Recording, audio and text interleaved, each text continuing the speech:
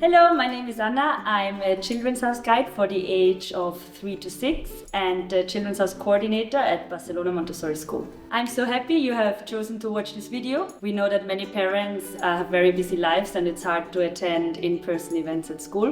What we want to achieve with this series of videos is to make the Montessori classroom more accessible to you and you understand what's going on inside the classroom. And we hope it also helps you to feel more confident in the pedagogy that we're working with here. And the relationship between school and home will also improve. And you can understand what your children are going to work through during the 3 years they're going to spend in this classroom. So the first thing you'll notice when you walk inside a Montessori classroom is it is beautiful, it is calm, you have plants, you have neutral colors or pastel colors. There's not a lot of noise or blinking lights that you usually have with children or a lot of colors. Everything is very nature-like. We have activities and materials that are made out of wood. The classroom is an extension to the home environment. So it's set up for the children to come in and move independently and freely, choose their work and respond to the developmental needs. The role of an adult in a Montessori classroom is very different from the role of an adult in a traditional school. We don't give instructions all day and we don't work with one united group of children. We work with children of a mixed age, so everybody does different things throughout the day. And our role as an adult is to guide them, to observe them and to provide the environment so the children can be independent and free within the limits that we propose to them. We observe their interest, we guide them to the materials that they might need in each moment of their developmental journey, and then we have to step back and let them practice. Montessori education is based on developmental science. Maria Montessori observed that children pass through different planes of development from the moment that they are born until they are an adult. And each plane of development has its own characteristics and needs.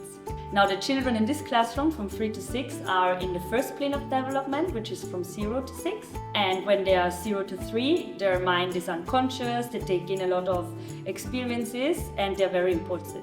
From the age of 3 to 6, they are more calm and they organize in their minds all the experiences that they've had before. So their mind is like a sponge, right? They suck in everything that's around them, social behavior, movement, and they don't distinguish between good or bad. They just observe and absorb everything. Now within this first plane of development, Maria Montessori distinguished the sensitive periods. Sensitive periods means that there's a certain window of time where children are naturally drawn to a certain part of the development. And in total we have 4: language, movement, refinement of the senses, and order. So this means there's a window where the child is gonna learn effortless. Any language you expose them to, there's gonna be a period of time where they are fully on interested in order and improving their movement and refining their senses. But once this time is passed, learning becomes more of an effort. It's very important that we detect these periods of time so we can support the child into an effortless learning experience. So there's 5 areas in the Montessori classroom. We have practical life, that children learn independence, coordination and responsibility.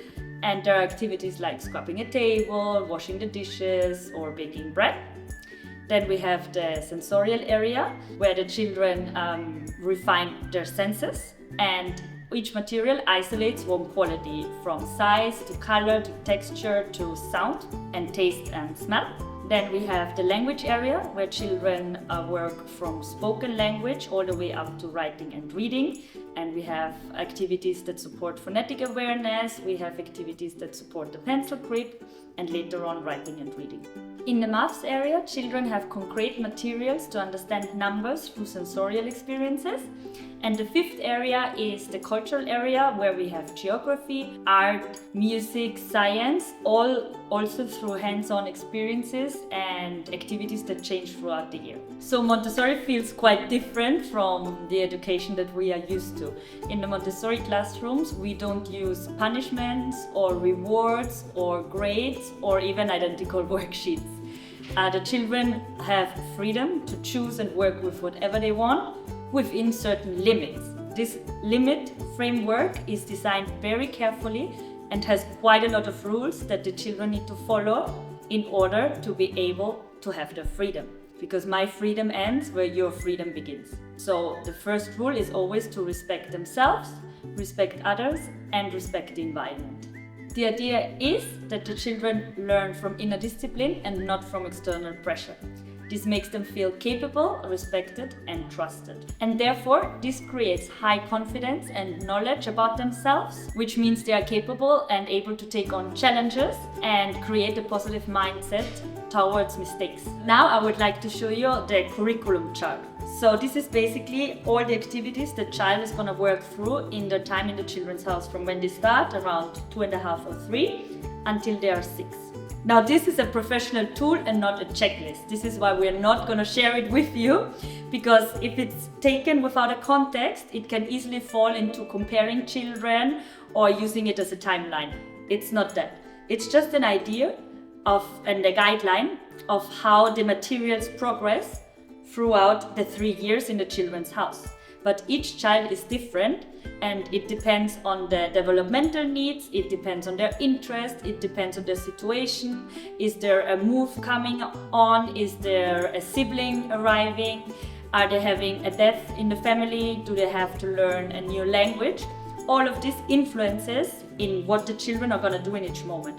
So this is basically just a reference for us to know the progression of the materials. So please bear in mind that this is not a checklist, but it's a professional tool for us to track your child's development, to know more about the development of your child. If you want to know more about your child's developmental progress, you can come to the parent meetings, do observations in the classroom, and also to the parent talks we will offer on school site. In the next few videos, we will look at each one of the areas in more detail, so you can find out more about each one of them. Thanks for watching!